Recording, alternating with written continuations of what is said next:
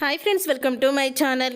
కార్తిక్ దాసు మాటల ద్వారా గుండె పగిలే నిజాలను తెలుసుకొని ఊహించని నిర్ణయం తీసుకున్న దశరథ అసలు ఇదంతా ఎలా జరగబోతుందనేది ఈ వీడియోలో తెలుసుకుందాం. సుమిత్ర గురించి అందరూ కూడా బాధపడుతూ ఉంటే అప్పుడే ఇక సుమిత్ర అయితే స్పృహలోకి వస్తుంది. స్పృహలోకి వచ్చిన సుమిత్రని చూసి ఇక దశరథ అయితే ఇప్పుడు ఎలా ఉంది సుమిత్ర అని అడుగుతూ ఉంటాడు. అసలు ఏమైంది, నాకు ఎందుకు మీరు అలా అడుగుతున్నారు? ఇందాక కూడా జ్యోత్స్న నాకు ట్యాబ్లెట్ ఇస్తూ ముందు ఈ ట్యాబ్లెట్ వేసుకో మమ్మీ, నీకు ఒక విషయం చెప్పాలి అని ఏదేదో మాట్లాడింది. ఇంతలో ట్యాబ్లెట్స్కు వల్లేమో చాలా నిద్రమత్తు వచ్చేసింది, పడుకున్నాను, తను ఏమందో కూడా నాకు అర్థం కాలేదు అని అంటూ ఉంటుంది సుమిత్ర. తను మాట నువ్వు వినకపోవడమే మంచిదైంది సుమిత్ర అని దశరథ మనసులో అనుకుంటూ ఉంటాడు.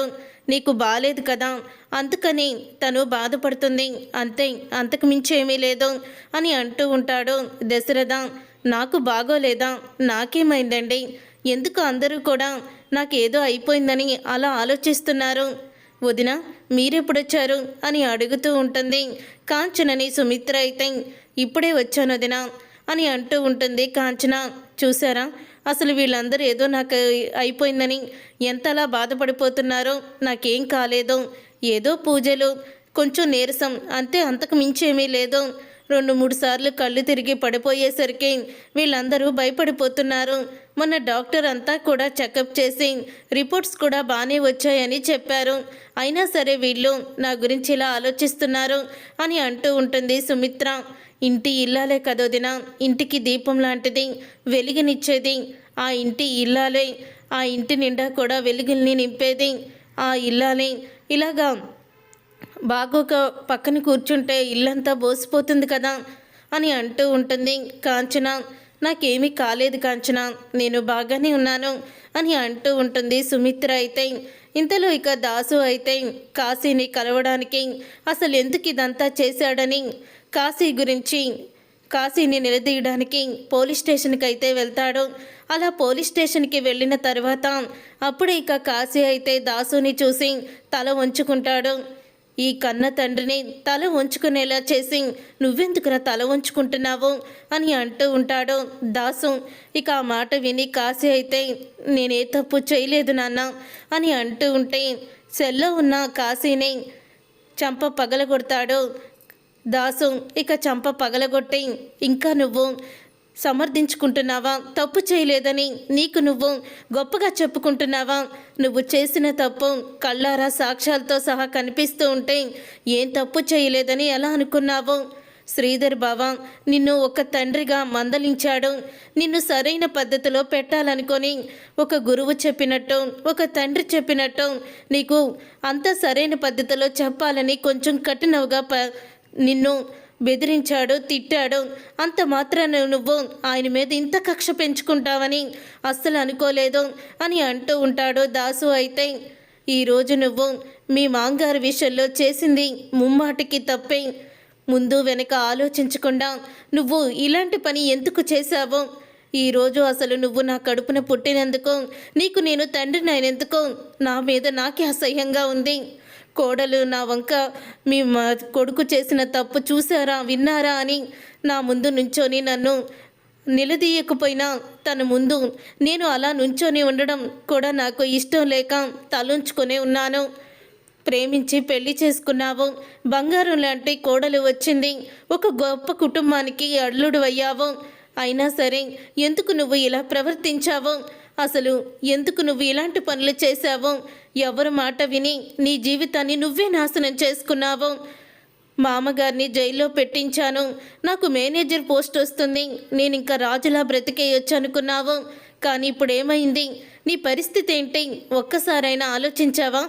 రేపు నాడు నిన్ను భర్తగా స్వప్న ఒప్పుకుంటుందనుకుంటున్నావా? ఎట్టి పరిస్థితుల్లో స్వప్న నిన్ను భర్తగా ఒప్పుకోదు అని అంటూ ఉంటాడు దాసు. అయితే ఇక ఆ మాట విని నేను చెప్పేది కొంచెం విన్నాన్నా, అసలేం జరిగిందో నీకు తెలుసా అని అంటూ ఉంటే నేను చెప్తాను కాశీ. అసలు ఇదంతా కూడా జరగడానికి కారణం జ్యోత్స్న చేసిన తప్పులు ఎక్కడ బయటపడతాయా అని మా ఇద్దరిని ఇరికించింది, మమ్మల్ని ఆయుధాలుగా మార్చుకుంది.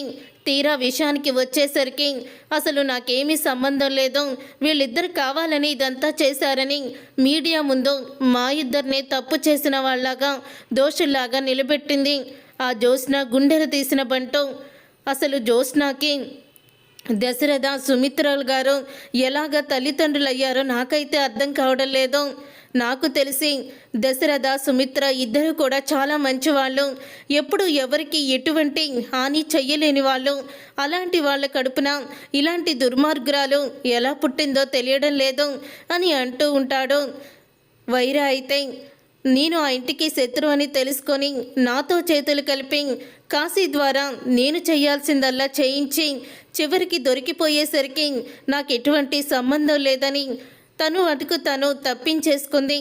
గుడ్డిగా నమ్మిన ఈ కాశీ నమ్మకంగా నమ్మిన నన్ను కూడా నట్టింట్లో ముంచేసింది అని అంటూ వైరా అయితే నిజాన్ని బయట పెడతాడు. అప్పుడు అది విని దాసు కోపంతో రగిలిపోతూ, ఇతను చెప్పేది నిజమేనా? నువ్వు జ్యోత్స్న మాటలు విని ఇదంతా చేశావా? అసలు ఏమైంది నీకు అని అడుగుతూ ఉంటాడు దాసు. నేను మావయ్య దగ్గర పిఏగా పనిచేస్తున్నానని, నువ్వు నీకున్న క్వాలిఫికేషన్కి నీకున్న డిగ్రీలకి నువ్వు పిఏగా చేయడం ఏంటి? అసలు నువ్వు పిఏగా చేయడానికి వీల్లేదు, నీకు వేరే జాబు నేను ఇప్పిస్తాను అని నా సర్టిఫికేట్లన్నీ తీసుకొని ఈ వైరాకి ఇచ్చింది జ్యోత్స్నక్క.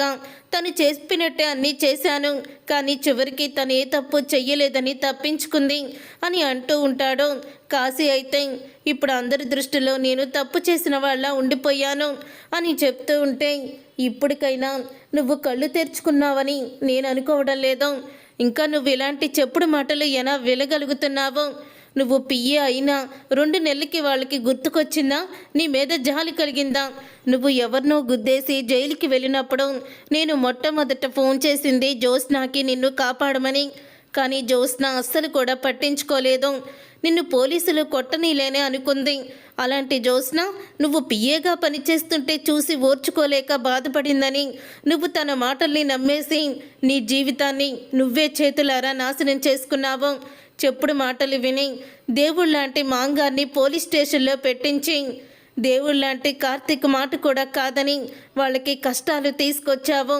నిన్ను చూస్తుంటేనే నాకు అసహ్యంగా ఉంది అని దాసు అయితే అక్కడి నుంచి వచ్చేస్తాడు. ఈ జ్యోత్స్న చివరికి నా కొడుకుని జైల్లో పెట్టించింది, ఇక ఈ జ్యోత్స్న చేసింది నేను బయట పెట్టక తప్పదు అని అనుకుంటూ దాసు అయితే చాలా కోపంగా ఇక ఇంటికైతే వెళ్తాడు. అలా కోపంగా ఇంటికి వెళ్ళిన దాసు అయితే ఇక అందరినీ చూసి ఏం చెప్పాలో తెలియక మౌనంగా ఉండిపోతాడు.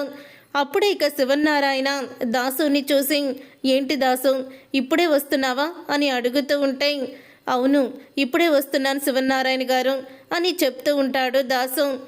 ఇంతకీ నీ కొడుకు చేసిన ఘనకార్యం నీకు తెలిసిందా అని అడుగుతూ ఉంటే, తెలిసింది, వాడి తరపున మిమ్మల్ని క్షమాపణ అడుగుదామని వచ్చాను అని అంటూ ఉంటాడు దాసు. కానీ మా వాడు ఇదంతా కూడా చేయడానికి అసలు కారణం ఎవరో నాకు తెలుసు అని అంటూ దాసు చెప్పడంతో అప్పుడే ఇక దశరథ శివనారాయణ షాక్ అయిపోతూ ఉంటారు.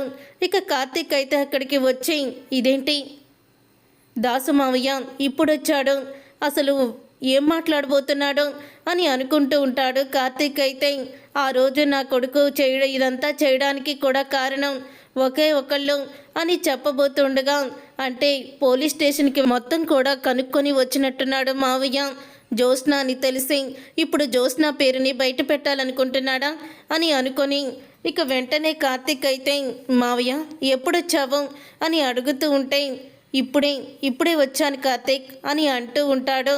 దాసు అయితే ఇంతలో ఇక దశరథ డాక్టర్ ఫోన్ చేయడంతో బోన్ మ్యారోకి మీరు అన్నీ సిద్ధం చేసుకోండి, ఇక ఒక్కరోజు మాత్రమే టైం ఉంది అని అంటూ ఉంటుంది డాక్టర్ అయితే. అప్పుడే అది విని దశరథ అయితే ఓకే మేడం అని ఫోన్ పెట్టేస్తాడు. ఏమైంది దశరథ, ఎవరు ఫోన్ చేశారు అని శివనారాయణ అడుగుతూ ఉంటే, డాక్టర్ ఫోన్ చేసింది నాన్న అని దశరథ అంటాడు. రేపే జాయిన్ అవ్వాలని సుమిత్ర హాస్పిటల్లో అని చెప్తున్నాడు. ఇదంతా విని ఏమైంది వదినికి అన్నయ్య అని అడుగుతూ ఉంటాడు దాసు. మీ వదినికి బ్లడ్ క్యాన్సర్ అని చెప్పడంతో ఒకేసారి షాక్ అయిపోతాం. వదిలినంటే మంచి వ్యక్తికి బ్లడ్ క్యాన్సర్ ఏంటన్నయ్య అని అడుగుతూ ఉంటాడు. అప్పుడే ఇక ఆ మాట విని ఏం చేద్దాం, అదంతా మా కర్మ, కానీ ఆ దేవుడు సమస్యని తీసుకువచ్చి దాని పరిష్కారాన్ని కూడా చూపించాడు. అదేంటో తెలుసా అని అంటూ ఉంటాడు దశరథ. ఏంటన్నయ్యా అది అని దాసు అడుగుతూ అదేంటో తెలుసా అని దశరథ అంటూ ఉంటే అప్పుడే ఇక దాసు అయితే ఏంటన్నయ్యా అది అని అడుగుతూ ఉంటాడు. బోన్ మ్యారో ద్వారా మీ వదిన ప్రాణాల్ని కాపాడుకోవచ్చు. అది జ్యోత్స్నానే ఇవ్వాలి. జ్యోత్స్న కన్న కూతురు కాబట్టి బోన్ మ్యారో జ్యోత్స్న దగ్గర నుంచే తీసుకోవాలని డాక్టర్ చెప్పారు అని దశరథ అంటూ ఉంటాడు. ఆ మాట విని దాసు ఒక్కసారే షాక్ అయిపోతూ ఏంటి వదిన్ని కాపాడేది జ్యోత్స్నానా? జ్యోత్స్న ఎందుకు కాపాడుతుంది? ఇప్పుడు తను ఏదైనా చేస్తుంది. ఎందుకంటే ఇంటి వారసురాలు కాదన్న విషయం ఇప్పుడు టెస్టుల ద్వారా తెలిసిపోతుంది. అందుకని జ్యోత్స్న ఇప్పుడు ఎంతకైనా తెగిస్తుంది. చివరికి వదిన్ని చంపడానికి కూడా వెనుకాడదు. ఇంతకు ముందే నేను ఇక నిజం చెప్పేయడమే కరెక్టు. జ్యోత్స్న ఎలా కాపాడుతుందన్నయ్య అసలు జ్యోత్స్న అని దాసు అయితే చెప్పబోతూ ఉంటాడు. అప్పుడే ఇక కార్తీక్ వెంటనే మావయ్య అని అంటూ దాసుని ఆపేస్తాడు. ఏంటి మావయ్య, జ్యోత్స్నానే అత్తయ్యని కాపాడేది, ఇంకా ఏముంది దాంట్లో? ఎందుకంటే జ్యోత్స్నానే కదా అత్తయ్యకి కన్న కూతురు అని అంటూ ఉంటాడు కార్తీక్. అప్పుడే అది విని దాసు అయితే అది కాదు కార్తీక్, నేను ఒక విషయం చెప్తాను, అసలు జ్యోత్స్న అని అంటూ చెప్పబోతూ ఉండగా అప్పుడే కార్తీక్ అయితే మీతో పనుంది మావయ్య, ఒకసారి బయటికి రండి అని బయటికైతే తీసుకువెళ్ళిపోతాడు కార్తీక్ అయితే. ఇంతలో శివనారాయణకి ఫోన్ వస్తే మాట్లాడుకుంటూ ఉండగా దశరథకైతే అనుమానం వస్తుంది. దాసు జ్యోత్స్న గురించి ఏదో చెప్పబోయాడు, కానీ కార్తీక్ మాత్రం కంగారు పడుతూ దాసుని ఆపేశాడు. అసలు ఏం జరుగుంటుంది? దాసు నాకు జ్యోత్స్న గురించి ఏం చెప్పాలనుకున్నాడు? తనని జ్యోత్స్న ఎందుకు చంపాలనుకుందో చెప్పాలనుకున్నాడా? లేకపోతే అసలు వదిన్ని ఎలా కాపాడుతుంది జ్యోత్స్న అని ఏం చెప్పబోయాడో నిజం అని అనుకుంటూ దశరథ అయితే వాళ్ళు మాట్లాడుకునే చోటుకి వెళ్ళి పక్కనే ఉండి నుంచొని వాళ్ళ మాటలు వింటూ ఉంటాడు. అప్పుడే కార్తీక్ దశరథని చూసుకోకుండా దాసుతో ఇలా అంటూ ఉంటాడు. ఏంటి మావయ్య ఇది? ముందు వెనక ఆలోచించకుండా నిజాన్ని చెప్పేయడమేనా అని అంటూ ఉంటే నిజం చెప్పకుండా ఇంకెలా ఉంటానల్లుడు? అసలు చూస్తున్నావు కదా ఆ జ్యోత్స్న మామూలు అర్థం కాదు, చివరికి ఏం చేసిందో అని అంటూ ఉంటాడు దాసు. ఏం చేయలేదు మావయ్య, ఏం జరగదు కూడా, ఎందుకంటే అత్త ప్రాణాలకి నా ప్రాణాలు అడ్డు పెడతాను, ఎప్పటికీ కూడా అత్తకి ఎటువంటి ప్రమాదం ఉండదు అని అంటూ ఉంటాడు కార్తీక్ అయితే. అప్పుడే ఇక కార్తీక్ అన్న మాటలకి దాసు అయితే ఏమో అల్లుడు, అసలు జ్యోత్స్న బ్లడ్ ఇస్తుందని నేను అనుకోవడం లేదు, బ్లడ్ ఇచ్చిన తన గుట్టు బయటపడిపోతుందని, చివరికి ఇప్పుడు వదిన్ని చంపడానికి కూడా వెనుకాడదు జ్యోత్స్న. అలాంటి దుర్మార్గురాలు జ్యోత్స్న వాళ్ళ కూతురు కాదని, జ్యోత్స్న నా కన్న కూతురు అని ఎన్నోసార్లు నేను అన్నయ్యకి నిజం చెప్పాలని అనుకున్నాను, కానీ అది జరగని పని. అన్నయ్యకి ఈ నిజం నేను చెప్పలేకపోయాను అని దాసు అయితే అంటాడు. అప్పుడే ఇక దాసు కార్తీక్ మాటలు విన్న దశరథ షాక్ అయిపోతూ జ్యోత్స్న నా కన్న కూతురు కాదా? మరి నా కన్న కూతురు ఎవరు? నా కూతురు ఎక్కడుంది? ఇన్ని రోజులు జ్యోత్స్న మా కన్న కూతురు అని తనని ఎంతో అల్లారు ముద్దుగా పెంచాము. జ్యోత్స్న తీరు చూస్తుంటే మొన్నటి నుంచి అనుమానంగా ఉంది. అర్ధరాత్రి ఎవరికి చెప్పకుండా వెళ్ళిపోవడం, అలాగే తను ఈరోజు కూడా అలాగే చేసింది. రోగం గురించి సుమిత్రకి చెప్పేస్తే సుమిత్ర రోగం వచ్చి చనిపోయిందని అనుకుంటారు, కానీ తన వల్ల అనుకోరని తను ఏదో ప్లాన్ గట్టిగానే చేసింది అని అనుమానం అయితే దశరథకి మొదలైపోతుంది. ఇక దశరథకి అనుమానం మొదలైన తర్వాత అప్పుడే కార్తీక్ అయితే లోపలికైతే వస్తాడు. లోపలికి వచ్చిన కార్తీక్ అయితే ఏంటి మావయ్య ఇంకా టిఫిన్ చేయలేదా అని అడుగుతూ ఉంటే లేదురా ఇంకా నేను టిఫిన్ చేయలేదు అని అంటూ ఉంటాడు దశరథ. కార్తీక్ ఇంటి వారసురాలు ఎవరో తెలుసా? తెలిసే తను ఇప్పుడు నా దగ్గర మౌనంగా ఉన్నాడా? నా ఇంటి వారసురాలు ఎవరో తెలుసుకోవాలి అని అనుకుంటూ ఉంటాడు దశరథ. ఆ రోజే ఇక దశరథకి డాక్టర్ చెప్పిన మాటలైతే గుర్తుకొస్తాయి. దీపని పట్టుకొని అప్పుడే ఇక నువ్వే కదా వాళ్ళ కూతురివి, మీ పోలికలు కలిశాయి అందుకే అడిగాను అన్న మాట అంతా కూడా తెలుసుకొని ఇక వెంటనే దీపకి తనకి DNA టెస్ట్ చేయించుకోవాలని దశరథ అయితే నిర్ణయించుకుంటాడు. ఇక DNA టెస్ట్ చేయించుకోవాలని నిర్ణయించుకున్న దశరథ వెంటనే ఇంకా దీపకి ఏదో బ్లడ్ టెస్ట్ చేయాలని కాంపౌండర్ని అయితే పిలిపిస్తాడు. ఇక పిలిపించడంతో దీప తన బ్లడ్ శాంపిల్స్ అయితే ఇస్తుంది. ఇచ్చిన తర్వాత వాటిని డిఎన్ఏ టెస్ట్కి ఇస్తాడు దశరథ. డిఎన్ఏ టెస్ట్ అయితే తొందరగానే వచ్చేస్తుంది. అప్పుడే ఇక దశరథ అయితే డాక్టర్ దగ్గరికి వెళ్ళి, చెప్పండి డాక్టర్, డిఎన్ఏ రెండు కూడా మ్యాచ్ అయ్యాయా లేదా అని అడుగుతూ ఉంటే, సార్ మీరిచ్చిన జ్యోత్స్న అనే జాతకం గల అమ్మాయి మీ కూతురే కాదు సార్, అస్సలు కూడా మ్యాచ్ అవ్వలేదు. కానీ దీప ఉందే, దీపే మీ కన్న కూతురు, మీ డిఎన్ఏ పర్ఫెక్ట్గా మ్యాచ్ అయ్యింది అని అంటూ ఉంటాడు. అప్పుడే అది విని షాక్ అయిపోతూ ఉంటాడు దశరథ అయితే. అందుకనే దీప ఇంట్లో నుంచి వెళ్ళమన్నా వెళ్ళడం లేదు. నన్ను నాన్న అని, సుమిత్రని అమ్మ అని పిలవాలని ఎంతో కోరుకుంది అని దశరథకి అర్థమైపోతుంది. అసలు చిన్నప్పుడే దీపని మాకు ఎందుకు దూరం చేసింది, జ్యోత్స్న పారిజాతం ఇద్దరు కలిపి ఏం చేసేవాళ్ళు మొత్తం కూడా క్లియర్గా తెలుసుకోవాలి అని అనుకుంటూ దశరథ అయితే కోపంతో రగిలిపోతూ ఉంటాడు జ్యోత్స్న పారిజాతం మీద. చూసారుగా ఫ్రెండ్స్, రాబోయే కథలో ఇలాంటి ఊహించిన ట్విస్ట్, అదిరిపోయే ట్విస్ట్ అయితే రాబోతుంది. మరి ఇలాగే జరగాలని మీరైతే కోరుకుంటే తప్పకుండా వీడియోని లైక్ చేసి ఛానల్ని సబ్స్క్రైబ్ చేసుకొని పక్కనే ఉన్న గంట సింబల్పై ఆలని క్లిక్ చేయండి.